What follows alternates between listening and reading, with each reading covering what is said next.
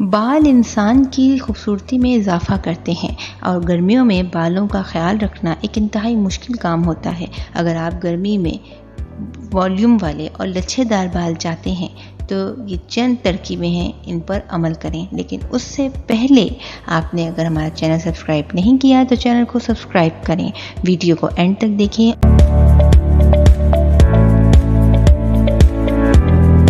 जी तो जनाब, गर्मियों में धूप, पसीना और मिट्टी आपके बालों के खिलाफ काम करती है।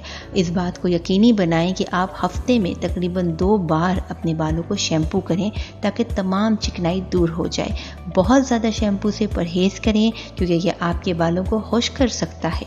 हफ्ते में 1 बार कंडीशनर का इस्तेमाल लाजमी करें और कंडीशनर भी किसी अच्छी कंपनी का चूज़ करें। उसके बाद जो सबसे ज़रूरी चीज़ है वो है तेल लगाना। बालों का मसला जो भी हो, तेल लगाना इस कैफियत को कम करने का एक बेहतरीन तरीका है। रात भर अपने बालों में नारियल, बादाम या जैतून का तेल लगाएं और अगली सुबह धो लें। अगर मुमकिन हो तो शैम्पू से परहेज़ करें और तेल को 1 दिन तक लगा रहने दें। ये देखभाल तो आप कर लेंगे, लेकिन हमारे खाने भी हमारे बालों पर बहुत ज़्यादा असर डालते हैं। हमारी खाने की आदत हमारे बालों की हालत पर बहुत बड़ा असर डालती हैं।